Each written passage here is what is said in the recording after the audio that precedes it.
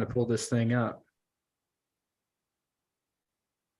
Got it. What's up, Tammy, Janet? Hello, welcome everybody. Can everybody hear me okay? I hope. Cool, can't hear you. John can hear me. iPhone can hear me. Who else? Welcome. Hey, some folks hop on here. Tell me where you're from. Tell me what you're hoping to learn tonight, guys. This is just a Zoom call. I just want to do this, connect with everybody. I'm going to teach about cash on cash, but would love just to get some personal interaction going here with everybody. So, we got Julissa rocking the mustache. iPhone's still figuring out how to work it. Clayton, what's up? Hey, Hayden, how are you? It's a great day to be alive, my friend. What's up with you? One day at a time. One day at a time. One day at a time. I like it. Cool. All right, well, let's kick this thing off. I'm going to record this too, in case anybody wants it. So, guys, I want to talk today about how to calculate cash on cash and why it's the most important metric to achieving financial freedom. So, I just want to kind of get a show here. If y'all drop in the chat, who here knows what cash on cash is? Who here is confused by what cash on cash is? Like, just trying to get a feel for where everybody's at in kind of their journey. So does anybody here know what cash on cash is, but hoping to learn more? Or people like, I don't know what it is. I'm trying to figure out how basic go and where to start from. Confused?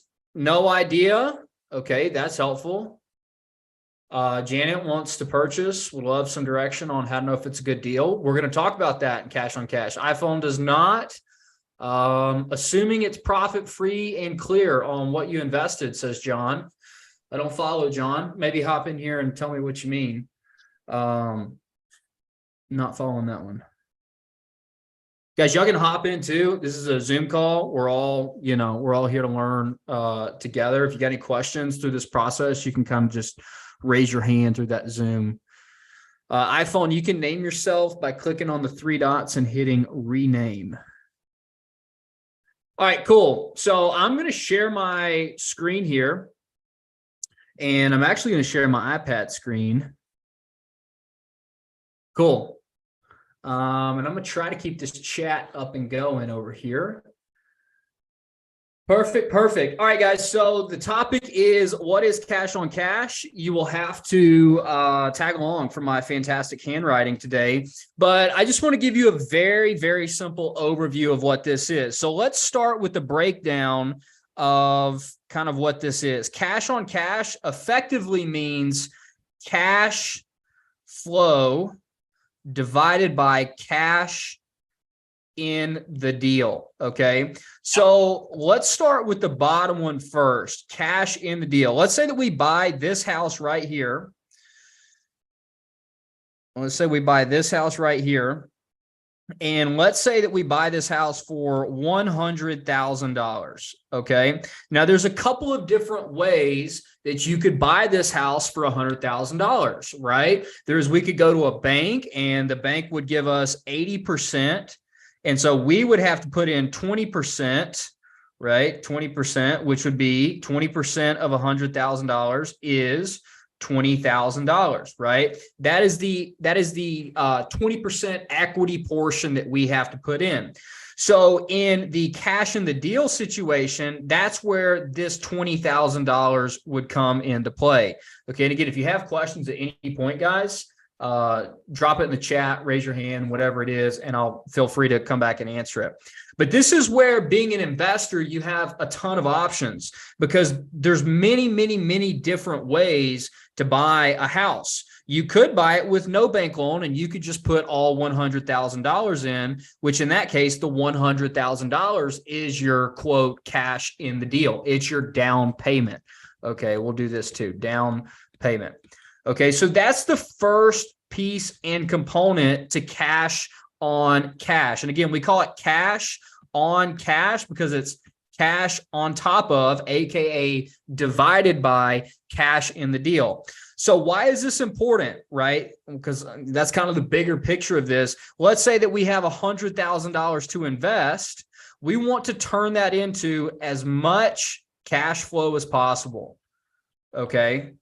That is what financial freedom is all about, is getting to the cash flow. So the cash on cash metric, if you're a flipper, if you're a wholesaler, if you're anybody like that, you don't even care, right? Because you're trying to buy something for 100,000, turn around and sell it for 200,000 or whatever the margin would be, and you're trying to make a flip profit. But as a cash flow investor, we don't care anything about what something is worth and what we're buying it for. We solely care about how much cash in the deal do we have and how much are we going to be getting back out of that. Okay. So again, there's many different ways to actually buy this deal. You could have, let me pull up an eraser here. You could have, you could go to a bank and you could get a loan for 20% down, or you could take advantage of, an FHA mortgage. You could take advantage of other low money downs, and maybe you only put 5% down on this deal. Maybe you live in this deal for a year or however long it is, and you only put 5% down, and therefore your down payment, your cash in the deal is the $5,000. So again, it doesn't really matter which loan you use, whether you pay all cash for a deal, whether you take as low money down as possible on the loan. Really, even if you raise money from investors, none of that matters, because it's all solely focused on how much cash flow is produced within 1 year divided by how much cash is in the deal. Now, the cash in the deal piece stays the same, but the cash flow piece changes from year to year to year. So just to get a show of hands here, in the chat, who all has read Skip the Flip? I just want to know who all has read Skip the Flip. Just curious about that, because I'm going to talk about some lingo here real fast and draw what I like to call a pro forma. Clayton's, yes. Janet, Tammy's read it. Jalissa's halfway through. Sweet Jalissa. Robert, yes. Kevin, yes. Okay, cool. So we got a couple people in here who have read it. Let's build, guys, just a basic pro forma together. Again, let's say on this $100,000 house, which I guess I deleted it, but let's say on this $100,000 house that we can rent it for $1,000 a month. Okay. So if we have $1,000 a month of rent, then we're also going to have expenses, right? We got property taxes, we have insurance, we have repairs, maintenance, pest control, property management. So I'm going to mark this down as expenses. Okay. When you're analyzing real estate investments, cash flow deals, just a place you can go to very, very quickly is what I call the 40% rule. Okay. That means for every dollar of rent you bring in, you're going to spend 40% of that money on expenses. Okay. That's just a very quick rule. That's not always true in commercial deals. Sometimes it's lower than 40%. In like Class C single family houses, it can be higher than 40%, but 40% is generally a pretty safe place to go. Now, the next number that we're going to get, guys, is, if you've read Skip the Flip, what we call the NOI, which is net operating income. And we get that by taking the rent, okay, subtracting out the expenses, and that gives us a $600 NOI. Okay. So this is where, if you are a all cash buyer, then the $600 is going to be used to calculate your cash on cash. Now, we looked at this from a perspective of, a month. So really, cash on cash is an annual measure. So we'd have to come over here and we'd have to multiply all of this by 12. So our rent would really be 12,000. Our expenses would really be, somebody help me out here. 400 times 12 is what? 4,800, 5,600, $5,600 here. Okay. And then 12,000 minus 5,600 comes out to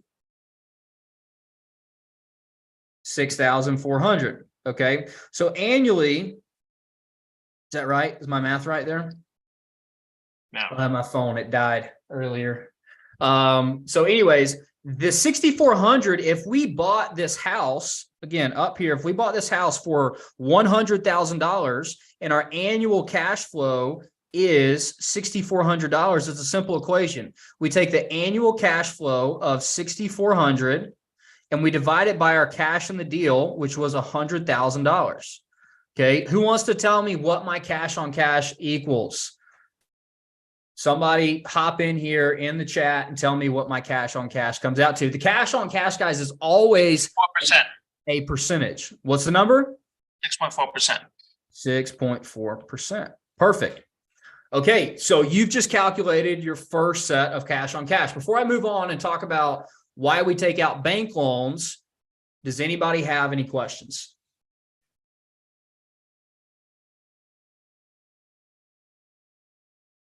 Drop them in the chat. Come online. Let me know if you have any questions. So forgive me, I'm a little confused. If you were to purchase a home for $100,000 and you're Yep. using it for an investment property, rental property, Yep. so for this particular conversation, in order to do $5,000 down or 5%, Yep. would you have to claim that you're living in that house? So that would be, if you were using an owner occupied home loan, then yes, you would need to live in the house. You would need to have the intention of living in the house for at least 12 months. Now, life happens, plans change, so they're not going to strictly hold you to that, but your plans do need to stay in that for at least 12 months. Now, on the back end of the 12 months, you can turn that into a rental property, no problem. Okay. Does that make sense? And by the way, now that I get a second to look at this is definitely not right. Let's do this again. 4,800. 4,800. Geez. So You guys what type of flounder. loan? What type of loan? And I mean, I know this is probably going to be covered in the cash flow accelerator program that I'm in. Yeah. But just out of curiosity, what type of loan would or could I use to where I don't have to use that as I'm going to live in it for 12 months? So there's the different kinds of loans. Like if you just want to start off from an investment property from day one, then it's going to be one of the 20% down loans, something along those lines. And you can just straight up from the very beginning say, hey, this is going to be an investment property. I never have to live in it. Okay. So there's not a lot of extremely low money down loans on rental properties, right? You can, on commercial side, you can get SBA loans for as little as 10% down. But that's where like if you want to go buy a property and you don't have the cash to put 20% down, that's where you either have to do seller financing, which is another hour-long Zoom at some different time, creative financing, or raising capital, which again is its own hour-long Zoom, right? But it is important to know that even if you're not using your own money, then coming through and understanding how cash on cash works is still extremely important, because you need to know how that metric works. And it's going to be one of the leading indicators of if you're going to be able to raise capital for a deal or not. Does that make sense? It does. Thank you. Cool. Let's redo this since my brain's fried today. So this is 7,200. What is our new cash on cash percentage? 7.2%. Ladies and gentlemen, 7.2%. Perfect. Okay. Not so bad. Not a great deal, but not great. Still good. That's what I was going to ask. Is 7.2% good or bad? I'd say 8 to 10% is not bad. Anything over 10% is tremendous. But 7.2 is not bad. The chance that it's going to get better with time. Raising the rent, somewhere around 5 to 6% every year. You get there. Okay. So why is 7.2% not bad? What is a good number? To me, somewhere around 10%. Somewhere around 10%. Why is 10% a good number? Well, I'm getting close to 1% of my investment every month. So nowhere in the world you're going to get that type of return.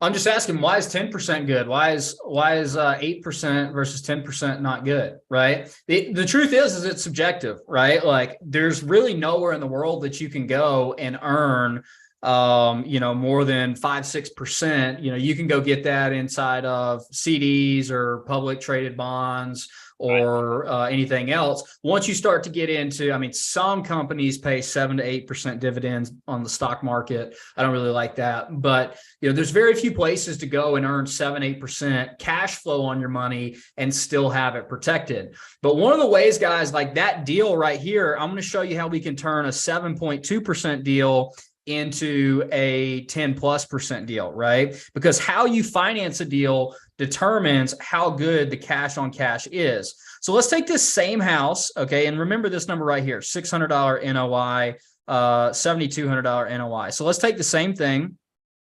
Let's write down the $7,200 NOI, okay? And that would be equivalent to your cash flow if you didn't have debt. But if you had debt, then you would need to subtract out your mortgage payments on the back end of that. So let's go with the example of 20% down. So let's say that we have an $80,000 mortgage, and let's say it's a 30-year loan, and let's say it's at a 6% interest rate. Okay, let's say it's at a 6% interest rate. Now, we could go and get this. There's a lot of different ways to kind of calculate how much it's going to come out to in terms of payments. You could do it in Excel. I'm just going to pull up a simple mortgage calculator real quick. So let me share my different screen. I'll show you guys how easy this is to come up with.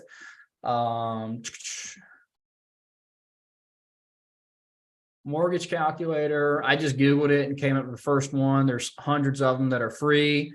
And so all will come in here and say the home value is 100,000.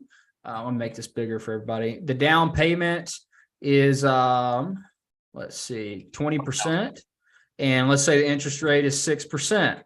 Okay, now not 69%, 6%. And let me see if I can figure out how to work this website. Calculate. Perfect. So on this mortgage, our monthly payment is going to be $762 a month of a monthly payment. Okay, $762 a month. What does that come out to a year is going to be my next question. So will somebody calculate that for me and spit it back out to me?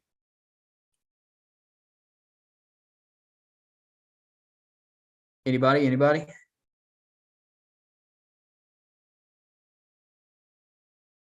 9,144. Is that confirmed true?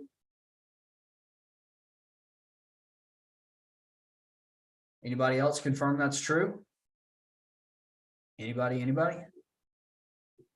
What was the number? 762. 762.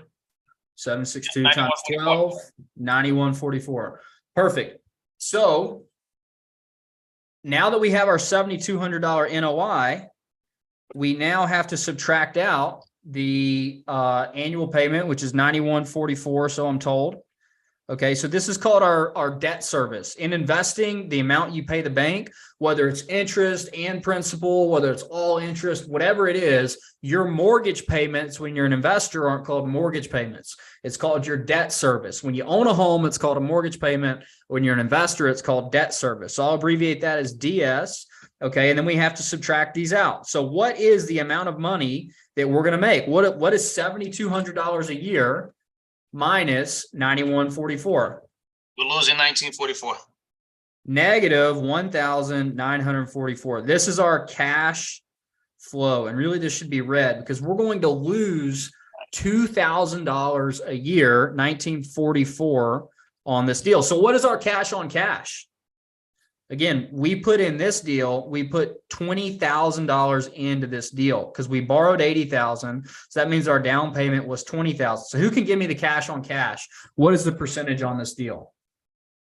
Again, if we need to remember, it is our annual cash flow divided by our cash in the deal. So our annual cash flow came out to negative 1,944, right? And our cash in the deal was $20,000. So that gives me a negative 9.7% cash on cash. Cash on cash called COC. So that's not good. That is not a good number to achieve. Obviously, we went from making positive 7.2%. And when we take out a bank loan, guess what? It's now at negative 9.7. So that's not good. Again, We put in $100,000 in this scenario. We only put in 20,000, but we have just created a liability for ourselves to the tune of negative $180 a month or whatever it comes out to, right? Not a good deal to do. I would not take on this investment. So that's whenever you can start playing with purchase price. You can start playing with your loan terms. There's a lot of different ways that you could kind of go with that. And this is where, guys, interest rates are so important as an investor, because if you were to say take out a loan on the same property, right? The NOI is the same. We're still making $600 a month of NOI. And if we were to get a loan or potentially purchase this property in, I don't know, say 2020, when interest rates were 3%, then we come in, we calculate this loan. And now here, it's still $620 a month. So we had a $600 NOI. It's still negative. So $100,000 is just too much money to pay for this deal. And that's one of the things that cash on cash can tell you is, am I buying this at a good investment price, or am I buying this at not a great investment price, right? Cash on cash is that feedback that you're looking for in order to get. And there's a lot of different ways you can play with this. It's based off of how you finance the deal, how much you pay for the deal. It's based off of what kind of value add happens within the deal, but it's all about how much you're making in a year divided by how much you made, how much you put into the deal to acquire that deal. Does that make sense? Yep. Does anybody have any questions? Hop in here with some questions.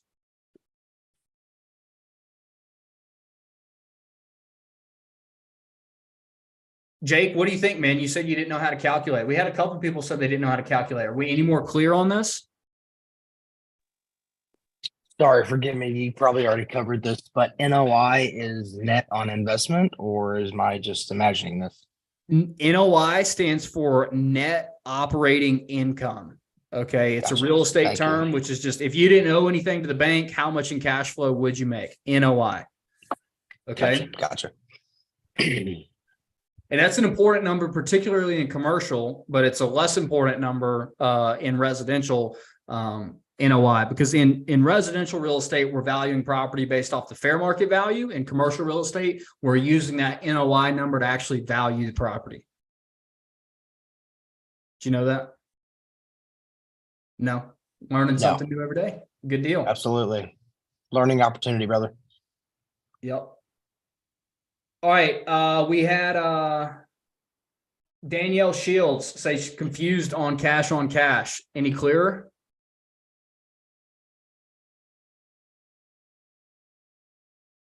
Daniel. No? Okay. Much appreciated. Need practice though. Did you get any more clarity?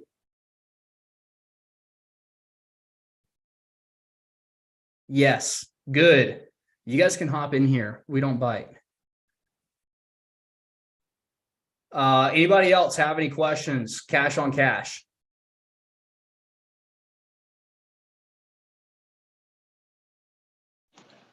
I've got a question. Yes. I'm buying a house, like say that house, but Sure. if you were going to turn it, if your investment was going to be to turn it into Airbnb, Sure. where you're going to be, your house payment's going to be $720, but you're going to be making $130 a day. Okay. Times say 20 days.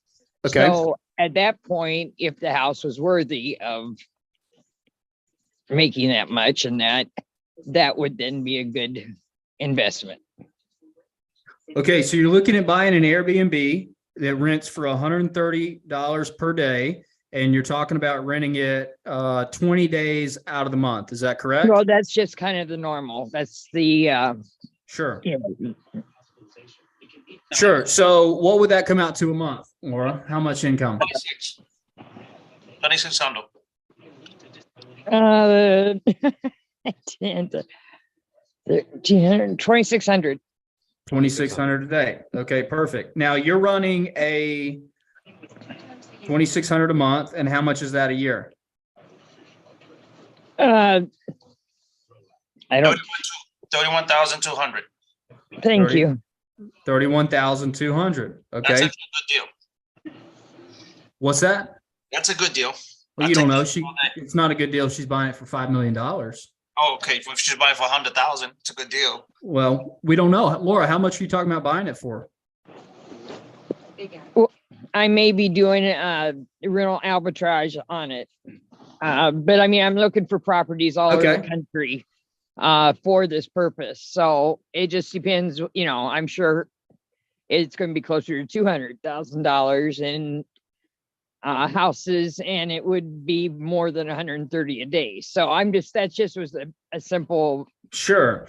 Well, so let's just use this as an example to analyze rental arbitrage, right? Because if you have rental arbitrage, what are your startup costs going to be? You've got to buy furniture, you've got to set up your software and stuff like that, right? So in that case of a rental arbitrage, then you've got you still have the cash flow, and you have it divided by startup costs, which is a little bit different from down payment, but you still have some sort of startup costs. So you look at your $31,200 a year minus, again, your expenses, your operating expenses.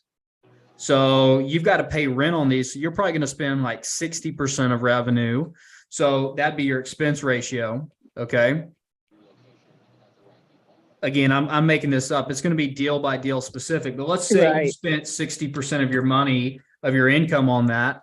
That would be times 0.6. That'd be 18,720. Okay. And if you subtract that out, then at the end of the day, again, you still have the same metric, your NOI here, your net operating income. And what's that going to come out to? It's going to come out to $12,480, right? You're just going to subtract the two. So now again, you've got annual cash flow of $12,480 divided by your startup cost. If it cost you $10,000 to start up a rental arbitrage, what is your cash on cash? $2,480. No, that's your cash flow. What is your cash on cash? Oh, it depends what I'd have to put in, pay down to begin with. Right. So, okay. So it would be what my rents are, what the rents cost per year, right? That would be, and then the cleaning service that's added into the price. You add that, you charge them for cleaning. Yeah. So you'd have your furniture. I guess I'm thinking it's the price of the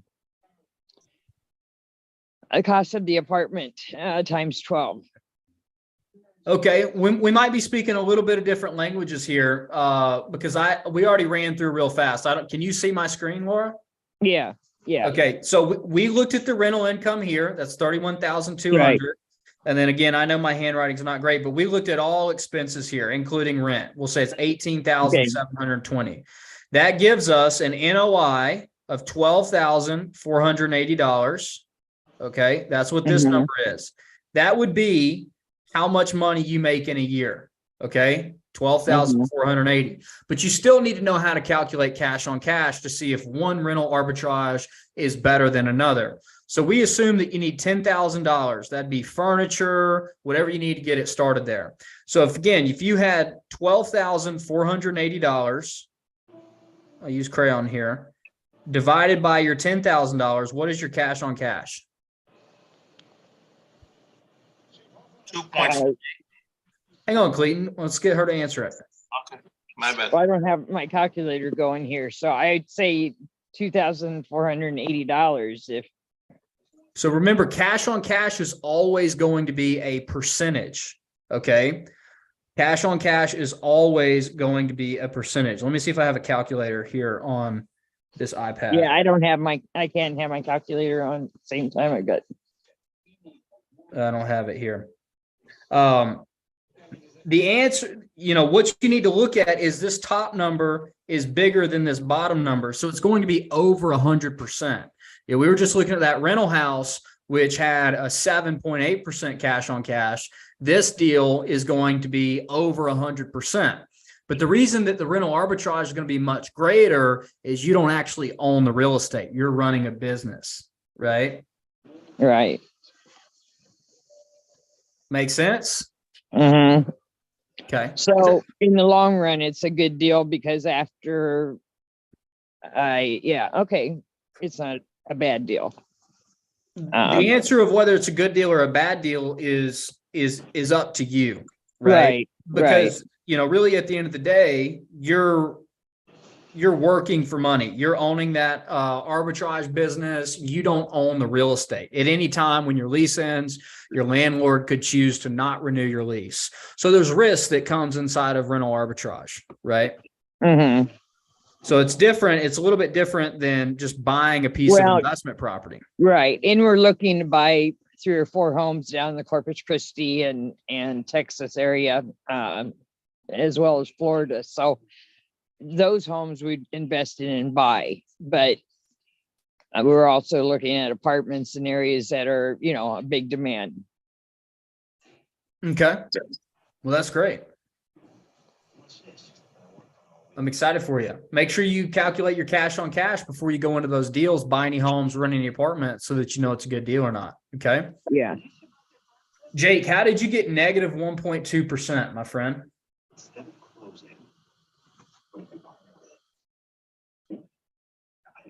Sorry, I was just putting the hyphen, just stating what it was. I took the top number divided by the bottom number, and I got 1.248%. Okay. Um, So if we move the decimals over, that would be you move the decimals the wrong way. You got to move them the other way. We'd be at 124%, not 1.28%. Okay. Gotcha. It's always good to make more money than you've put into it, but it would still, again, you've got the percentage correct. Move your decimals the other way. Gotcha. Understood. Okay. Thank you. Hey, you're welcome, Laura, for sure. Hopefully you learned something there. All right.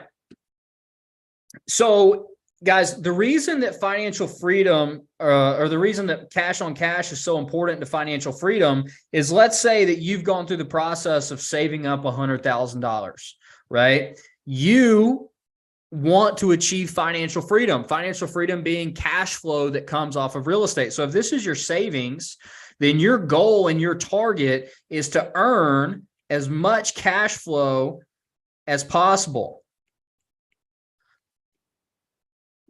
Because earning cash flow, throw out in the chat here, how much are you guys looking to earn a month in cash flow? What would the number be for you if you were to say, hey, I achieve financial freedom? How much would it be? Give me a couple of examples here.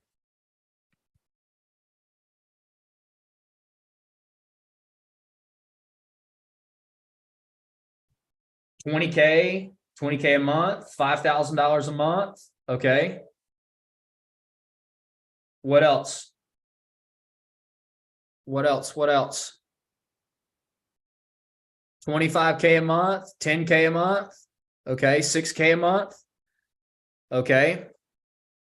1.25 plus DSCR. It's not a monthly number, but I like it. 25K. Okay, cool. So let's go back to John's number. I appreciate those comments. John, here's a question for you. How much cash flow, or what would our cash on cash be? If you want to earn $5,000 a month, that's $60,000 a year. Let's say that you've saved up $100,000. What cash on cash percentage in deals do you have to go out and look for? What is your cash on cash that you have to hit in deals in order to get that? If you had $100,000 and you were trying to get to financial freedom, you knew that financial freedom number was $60,000, how much cash on cash in deals do you need to be looking for? Anybody can chime in, but I'm looking for John. How much? Oh man, that's not a percentage. Hang on. Okay. I want to see John, but everybody else can message me privately what your answer is on how much cash on cash in deals John needs to be looking for. If he had a deal that was sent to him, he says, I got $100,000 to invest. I'm trying to turn into $60,000 a year. I need to know and look at this metrics to hit my goals. If it doesn't hit this metric, I'm not going to buy it. What would that number be? We're looking for the desired cash on cash. iPhone sent me a message. You got it correct. Janet, you are not correct. You were off by a 0, Janet. Y'all message me your answers.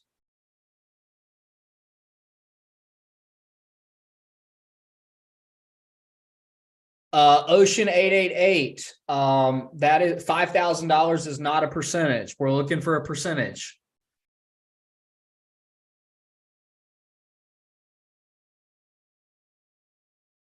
All right, John, I'm waiting on you, man.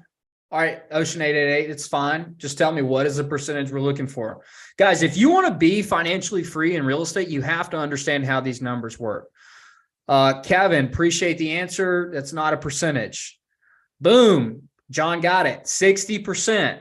Guys, we're looking for 60% cash on cash deals. Okay. Again, if we have $100,000 to invest and we're trying to turn it into $60,000 a year, we have to earn 60%, because what is 60,000 divided by 100,000? It's 60%, right? So we're looking for 60% deals, which, hey, John, listen, I got to be honest. 60% deals are pretty hard. You nailed it. Don't feel the pressure. So let me ask you a question, John. If your goal was to get to $60,000 a year, and you knew, as Clayton was saying earlier, that 7-8% is not bad, maybe 10% is good.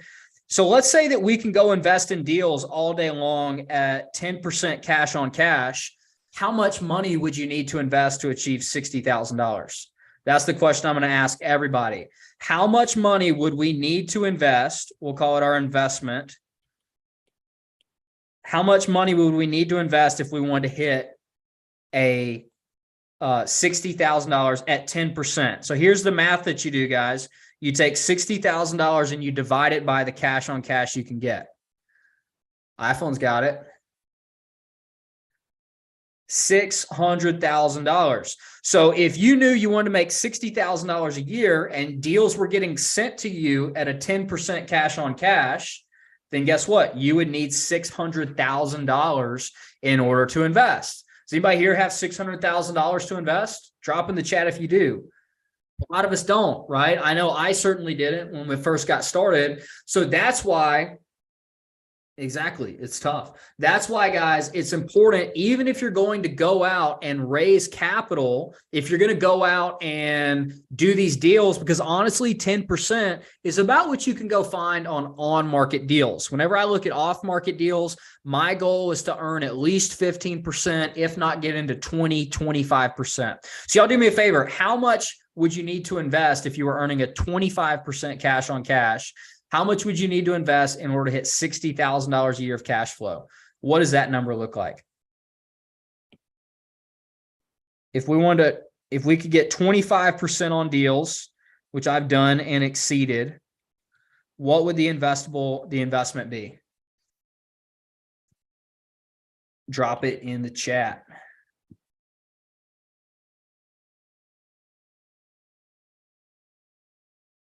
Hello, hello. Anybody home?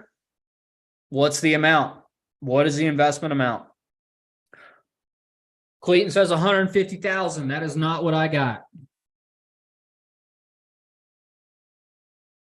Again, $60,000 divided by 25%. Another way of doing 25%, guys, is you can just come in here, you can get rid of this, and you can put a decimal right here. 60,000 divided by 0.25. 240,000. Boom! Nailed it. 240,000. So guys, that's where cash on cash is important to know. Okay, if I'm trying to get to my financial freedom number, whether it's $25K a month, which is $300,000 a year, or whether it's $60,000 a year, $5,000 a month, you have to do the math to know what kind of cash on cash do I need to produce in deals. Now, let me tell you guys, whenever I was first getting started, I don't know if you know my story, I had $1,000 to my name. I was a broke college kid. I didn't know anything about this. So what did I do? How did I start building up my cash flow? Even if you have no money, whether you've got some money, number one is I learned about off-market deals. And you can see the power of finding deals that earn 10%, right? Versus deals that earn 25 or 15% or whatever it is. Number one key is to find great deals. Okay. The other key is learning how to structure deals in a way to where you don't have to put the money in yourself. So like I said earlier, and like Clayton said, most people are pretty happy to earn 7-8%. Well, let's say on this, if I find a deal that earns 25% and I pay an investor 7-8% and I don't put any money into a deal, guess what? I can earn the 25% minus the 7 or 8%. We'll call it 8% I'm going to pay to them. How much money can I earn? I can earn 25 minus 8, which comes out to, anybody know? Anybody know? I can earn 17% on the investor's money, right? It doesn't have to be my money that I'm earning a return on. So if you're getting into the game and saying, hey, I'm trying to scale, but I don't have any money. Holy cow, I need $600,000 of other people's money just in order to go earn at market rates. Number one, you got to get in on off-market deals. And then number two, you have to learn how to structure deals where you can start making money on other people's investments. Okay. And so that's why whether you have your own cash, whether you have $100,000 in savings, whether you have $1 million in savings, again, you want to put that money to work in as good as investments as possible. That's off-market deals. Okay. And if you don't have the money, you also have to find off-market deals and you have to figure out a way to raise that money. Does that make sense? Make sense, Jake? Yep. I got it. Yep. Cool. Just got to find out how to raise the money, man. Well, you know, it's a process. I don't right? have Like, 100,000, but what's that? You got $1 million? no. I got to be a different story. We'd be having a different conversation. No, man. But regardless of how much money you have, it's all about when I first got started, was so overwhelmed that I almost quit and almost went and got, just a sales job to go start making money. And then my eyes opened up of, hey, I don't have to do this. If I can just go find great deals and connect them with investors, I can start to earn cash flow off the backs of other people's money. Cool. So we'll open it up to general Q&A, guys. I appreciate you listening. I hope you learned something. Janet asks, what's your best advice for newbies to find off-market deals? Janet, I do mailers. I mail potential property owners. If you want to learn more about how all that system works, I'd love for you to hop on a call with Dean. Dean's on here. Say what's up, Dean. Driving for Dollars is a great one. You can pull a list off of, I'm not sure if you've seen my property radar video on my YouTube. But if you're serious about wanting to get in on it, then Dean's happy to have a conversation with anybody here who wants to learn more kind of about how the whole system works. So, but mainly there's a couple different strategies. My biggest and favorite is mailers. Jake, I hope you're okay. Just fine. Dean's on my team. He's my right-hand man. We open this up to anybody who wants to learn about becoming a real estate investor, wants to become fluent in cash on cash or IRR or any of these other metrics, and wants to get on Zoom calls like this right here with other people in the program every single week. So he'd be super happy to talk to me. I think he's got some time available tomorrow for anybody that wants it. What are you guys' best way of getting a cash buyer? What's our best ways of getting a cash buyer? Why do you want a cash buyer? We're not trying to wholesale properties. So why are you asking that question in particular? Because maybe there's a different way that you could go. And you can hop on here and talk to me. You don't have to type in the chat.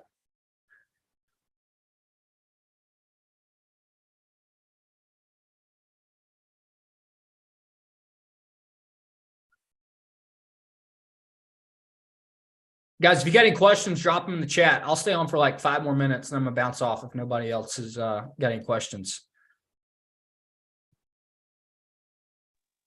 I've got a question there, Hayden. Yeah, for sure. So obviously this is probably in the accelerator program, but when you're looking for investors and you've done no deals, what are the chances of getting an investor to jump on board with you pending the deal is a good deal? Obviously they want to make it lucrative for them. What are the chances of getting an investor to jump on board with you with no experience? Yeah, I mean, that's a great question. Like, it's not pending it's a good deal. It has to be a good deal, right? Like, it 100% has to be a deal where they go, like, if you heard of Alex Ramosi, do you know who that guy is?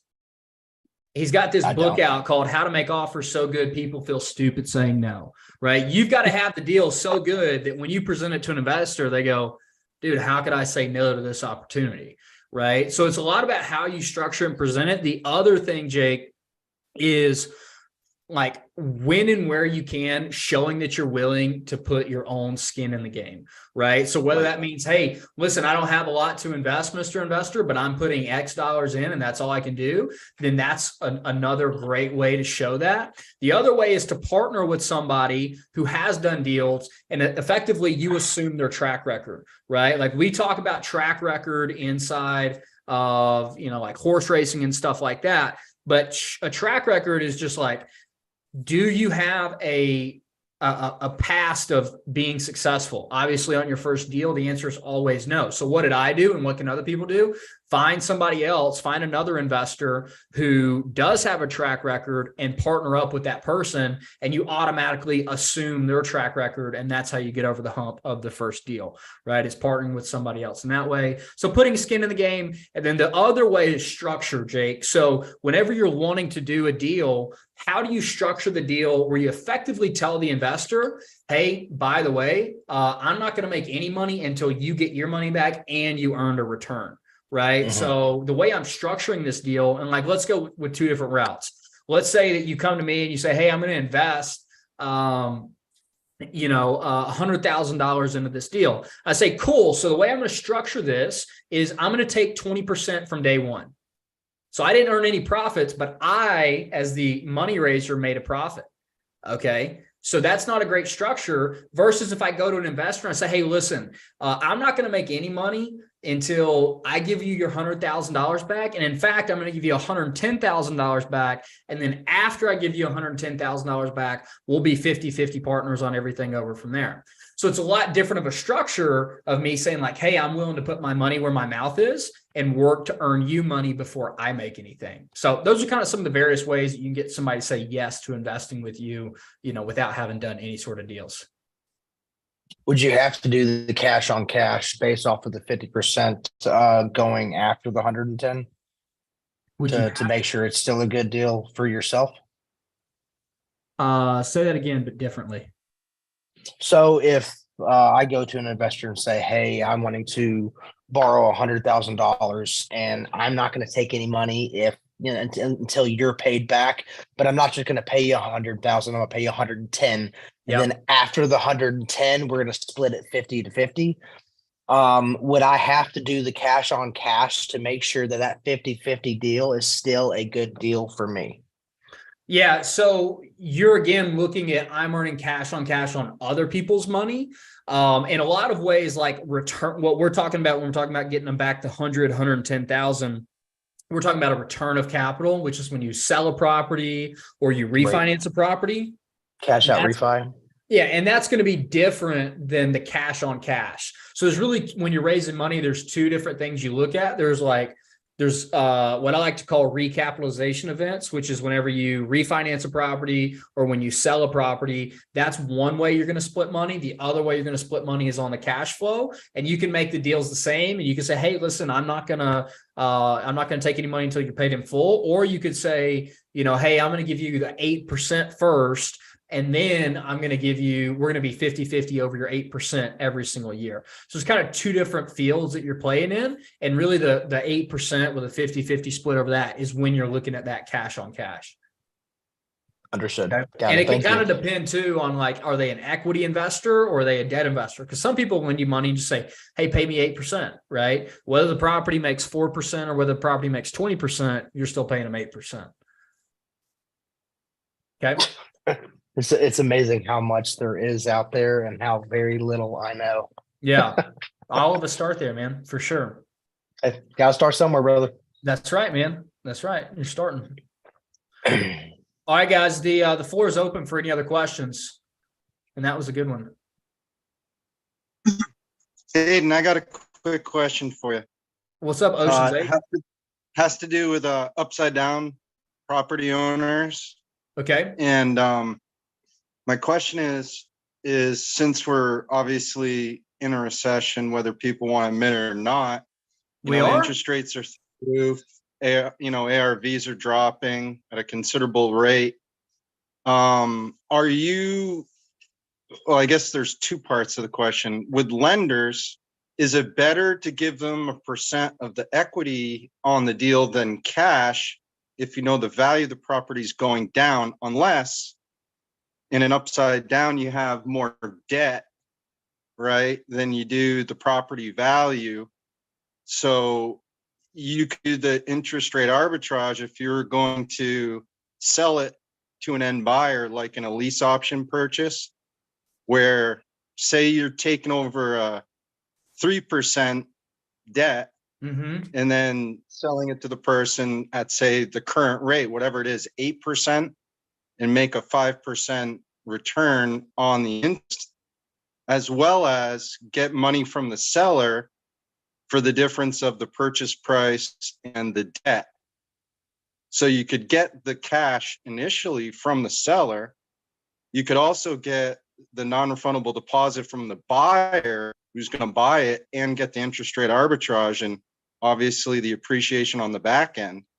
But I know you do a lot of buy and hold, so I'm curious where you're at with that, with the equity versus cash to any investors on a deal like that.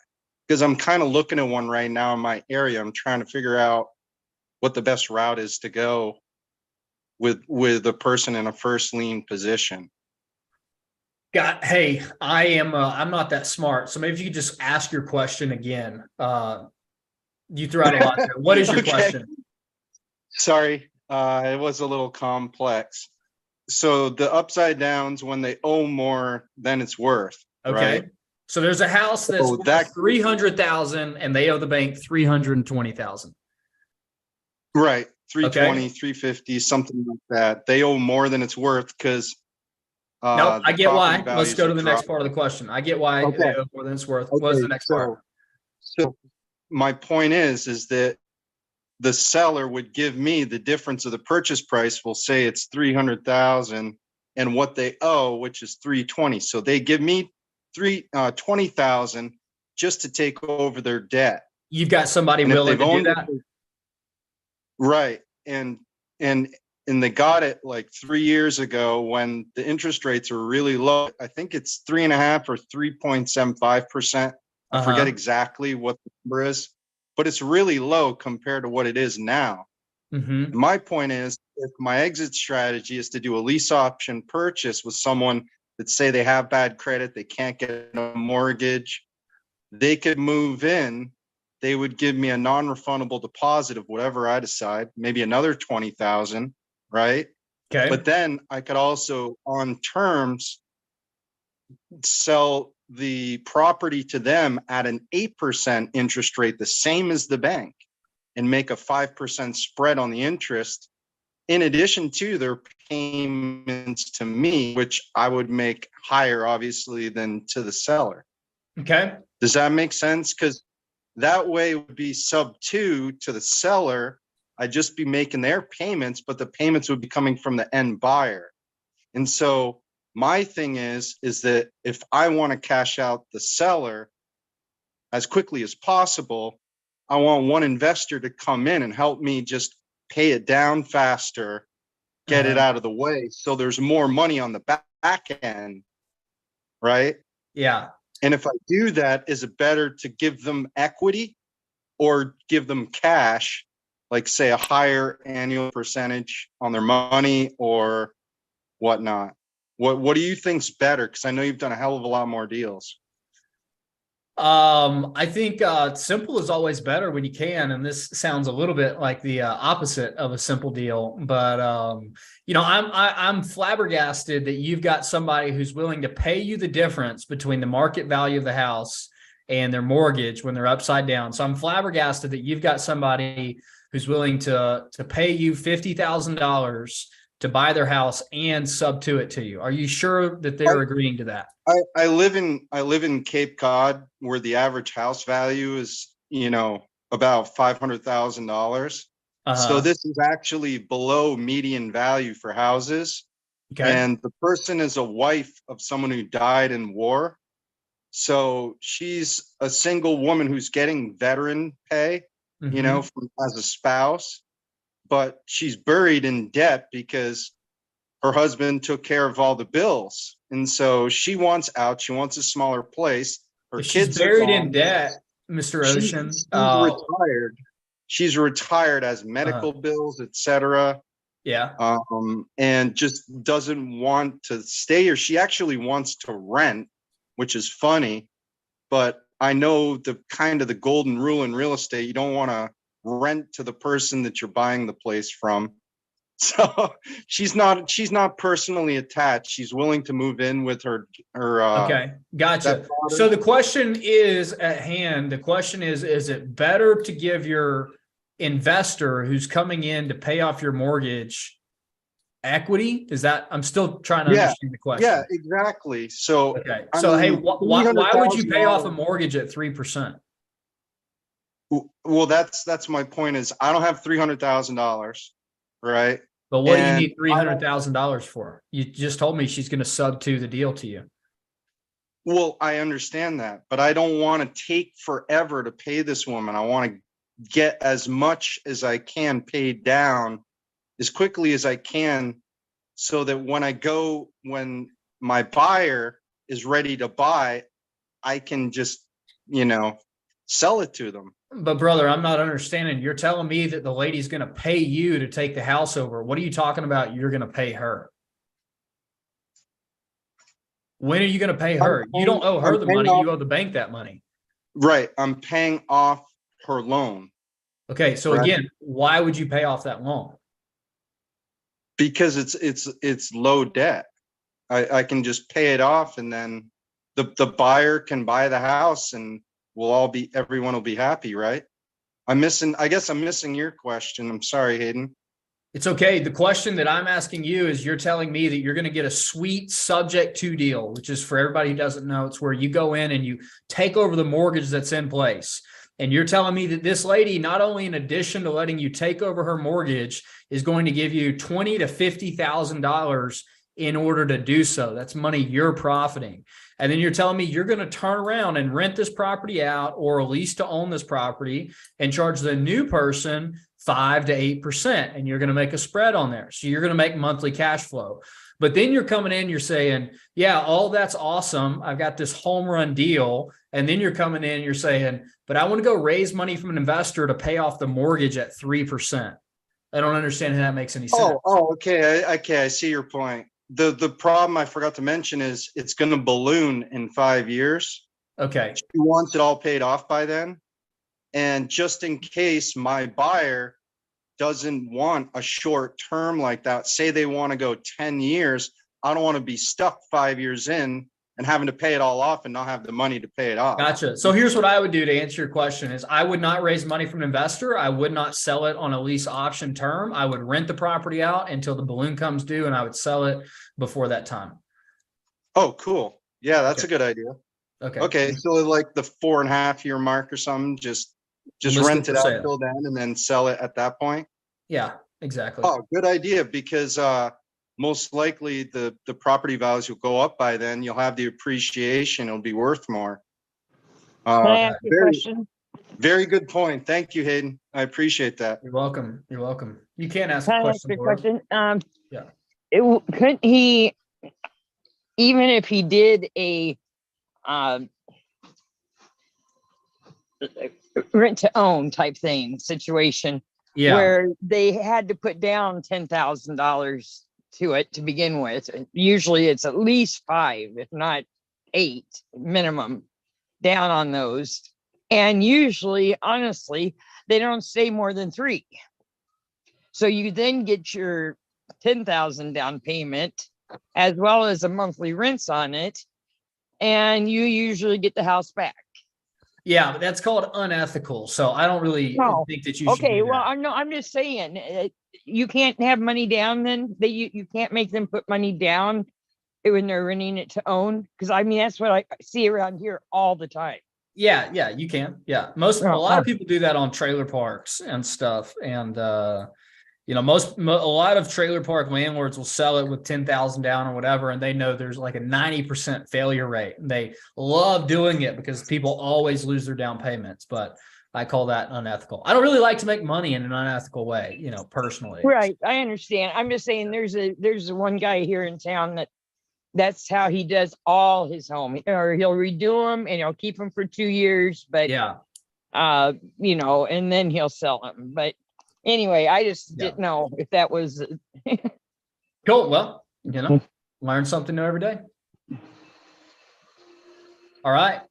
Good questions. Good questions. All right. Well, I'm gonna hop off unless anyone has one last question.